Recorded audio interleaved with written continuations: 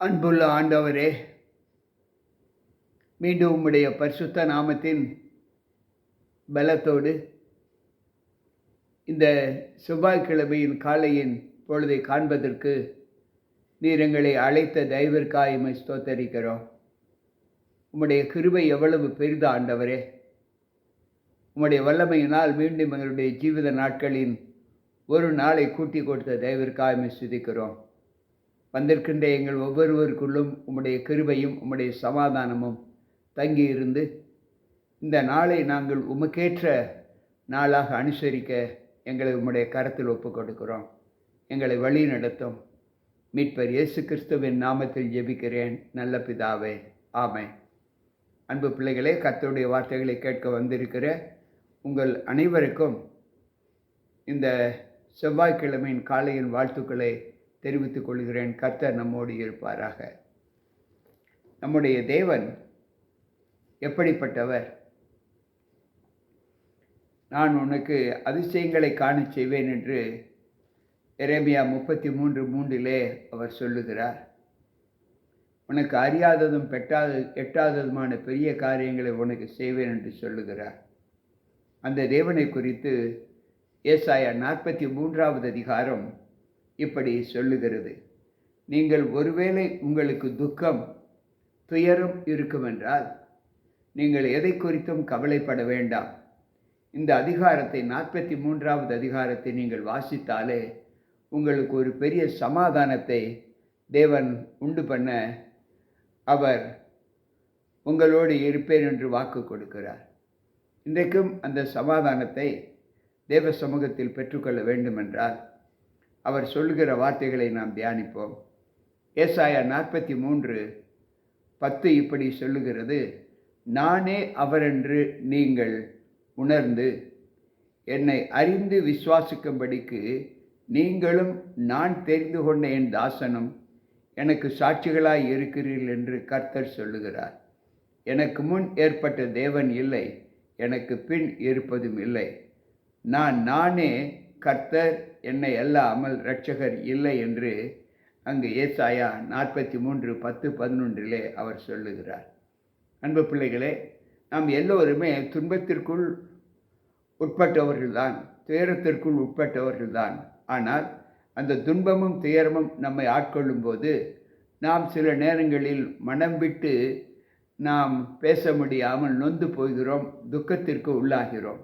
அப்படிப்பட்ட பிள்ளைகளை பார்த்து ஆண்டவர் சொல்லுகிறார், என்னிடத்தில் வாருங்கள். அவர் சொல்லுகிறார், நீ தண்ணீரை கடக்கும் போது நான் உன்னோடு கூட இருப்பேன். நீ ஆறுகளை கடக்கும் போதும் அவைகள் உன்மேல் புரளுவதில்லை. நீ அக்கினியில் நடக்கும் போதும் வேகாதிருப்பாய், அக்கினி ஜுவாலை உன்மேல் பற்றாது என்று ஏசாயா 43:2 அவர் சொல்லுகிறார். அன்பு பிள்ளைகளே, அவர் மகத்துவத்தை எப்படி நமக்கு காண்பிக்கிறார் என்றால், யோவான் நற்செய்தி நூல் 13வது அதிகாரம் 19வது வசனம் இப்படி சொல்லுகிறது. தேவ சமூகத்தில் நாம் அவருக்குள்ளாக வாழ்கிற அந்த வாழ்க்கையின் மகத்துவங்களை நாம் எப்படி பார்க்கிறோம் என்றால், ஆண்டவர் சொல்லுகிறார், அது நடக்கும்போது நானே அவர் என்று நீங்கள் விசுவாசிக்கும் பொருட்டு இப்பொழுது அது நடப்பதற்கு முன்னமே அதை உங்களுக்கு சொல்லுகிறேன். அது நடக்கும்போது இவைகளெல்லாம் நடக்கும். நீ தண்ணீரில் நடக்கும்போது வேகாதிருப்பாய், நீ மூழ்காதிருப்பாய், அக்கினியில் நடக்கும்போது வேகாதிருப்பாய் என்று, அக்கினி ஜுவாலை உன்மேல் பற்றாது என்று சொன்ன வார்த்தை, அது நடக்கும்போது நான் சொன்ன வார்த்தைகளை நீ அறிந்து கொள்ளுவாய் என்று ஆண்டவர் சொல்லுகிறார். அப்படி என்றால் இன்றைக்கு நம்முடைய வாழ்க்கையில் நாம் என்ன அனுபவங்களை தேவ சமூகத்தில் பெற்றிருக்கிறோம் என்பதை யோசித்து பார்ப்போம். அன்பு பிள்ளைகளே, ஆண்டவர் சொல்லுகிற வார்த்தை, நானே அதை உங்களுக்கு அறிவித்து உங்களை ரட்சித்து அதை விளங்க பண்ணினேன். உங்களில் இப்படி செய்யத்தக்க அந்நிய தேவன் இல்லை. நானே தேவன் என்பதற்கு நீங்கள் எனக்கு சாட்சிகள் என்று கர்த்தர் சொல்லுகிறார். அன்பு பிள்ளைகளே, இதை போல அற்புதங்களை வேறு எந்த தேவனும் செய்ய முடியாது என்று ஆண்டவர் சொல்லுகிறார். அன்பு பிள்ளைகளே, அப்படி என்றால் ஆண்டவர் எவ்வளவு பெரிய ஒரு மகிமை பொருந்தினவர். அவர் சொல்லுகிறார், நான் நாள் உண்டாகாததற்கு முன்னும் நான் அங்கே இருக்கிறேன். என் கைக்கு தப்புவிக்கத்தக்கவன் இல்லை. நான் செய்கிறதை தடுப்பவன் யார் என்று அங்கு ஏசாயா 43:13 ஆண்டவர் சொல்லுகிறார். நாள் உண்டாகாததற்கு முன்னும் நானே இருக்கிறேன் என்று ஆண்டவர் சொல்லுகிறார். எனக்கு பிரியமான தேவ பிள்ளைகளே, இன்றைக்கு நம்முடைய வாழ்க்கையில் தேவன் தெரிந்து கொண்ட பிள்ளைகளாக நாம் எப்படி ஆண்டவருக்கு சாட்சியாக இருக்க வேண்டுமென்றால், அவர் நம்மை தெரிந்து கொண்டது நிமித்தம் அவர் எப்படி நம்மை ஒப்பு கொடுக்கிறார் என்றால், அவர் சொல்லுகிறார், நான் தெரிந்து கொண்ட என் ஜனத்தின் தாகத்திற்கு வனாந்தரத்திலே தண்ணீர்களையும் அவாந்தர வழியிலே ஆறுகளையும் உண்டாக்கினதினால் காட்டு மிருகங்களும் வலு சர்ப்பங்களும் கோட்டான் குஞ்சுகளும் என்னை கனம் பண்ணும் என்று சொல்லுகிறார். நான் தெரிந்து கொண்ட என் ஜனத்திற்கு நான் தாகத்திற்கு வனாந்தரத்திலே தண்ணீரை கொடுப்பேன்,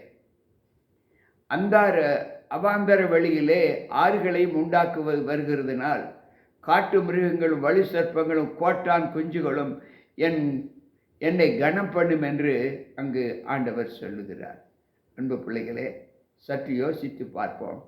ஒவ்வொரு நாளும் தேவனுடைய வார்த்தைகளை ஏற்றுக்கொள்ளக்கூடிய மனப்பக்குவத்திலே ஆண்டவர் நம்மை எப்படி கண்காணிக்கிறார். அவர் சொல்லுகிறார், நானே உன் மீறுதல்களை என் நிமித்தமாக குலைத்து போடுகிறேன், உன் பாவங்களை நினையாமலும் இருக்கிறேன் என்று சொல்லுகிறார்.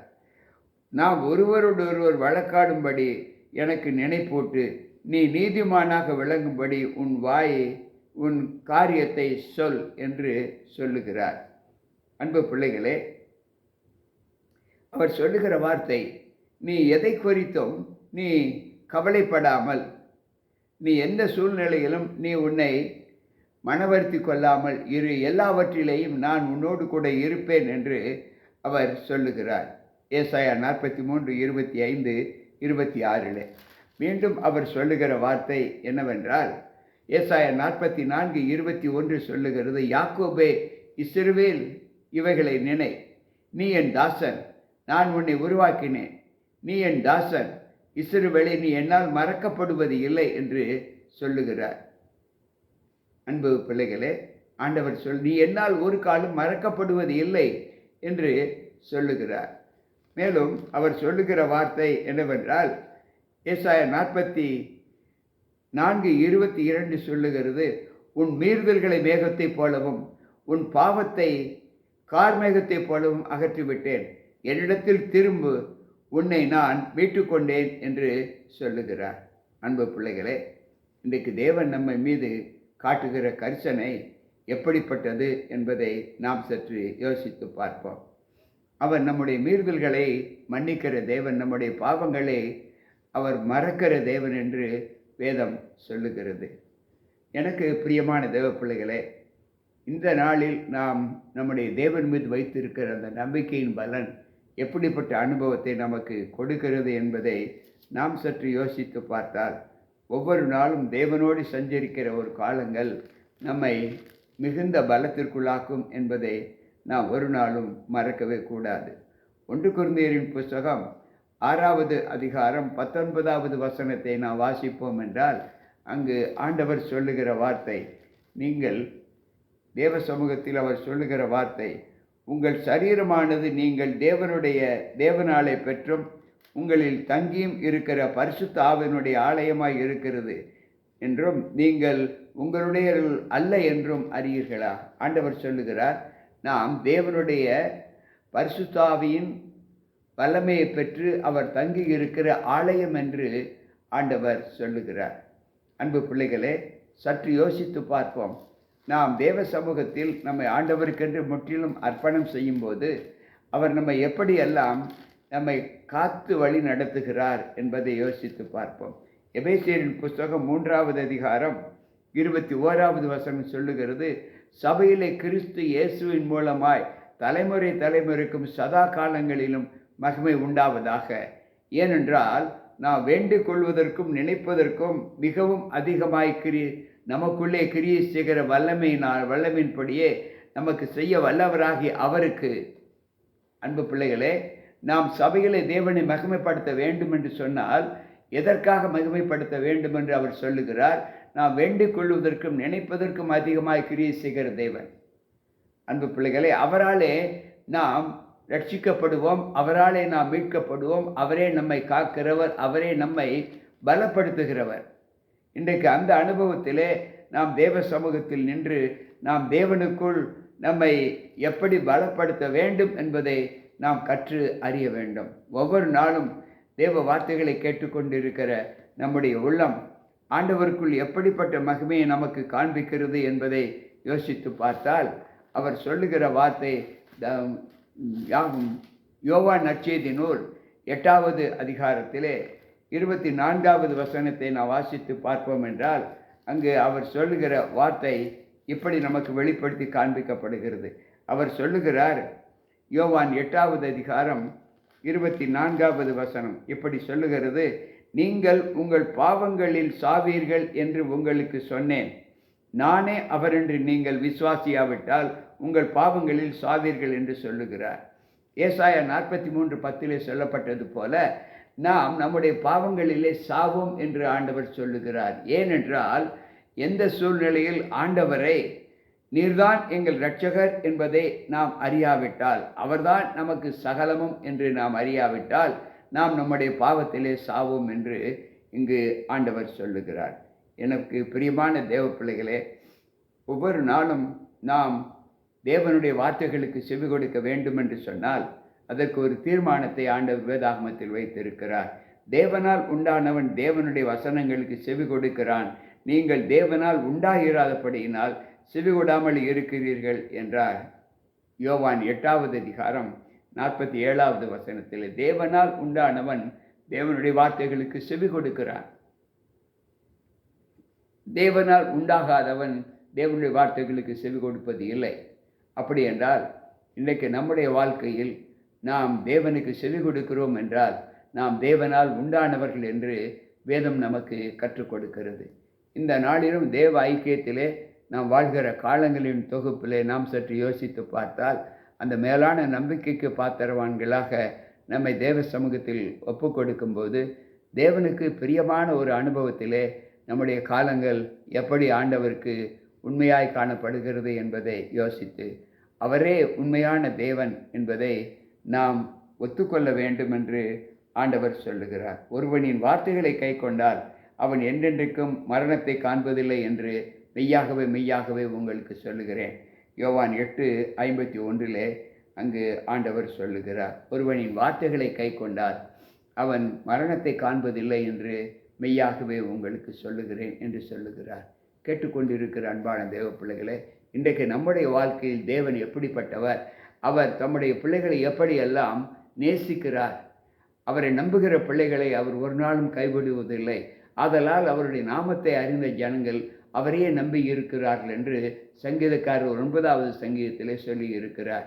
இன்றைக்கும் இந்த காலை பொழுதில் அவர் மீது வைத்திருக்கிற நம்பிக்கையின் பலனை நாம் எப்படியெல்லாம் அனுபவித்து கொண்டிருக்கிறோம் என்பதை வேதாகமம் நமக்கு தெளிவாக எடுத்து காண்பித்திருக்கிறது.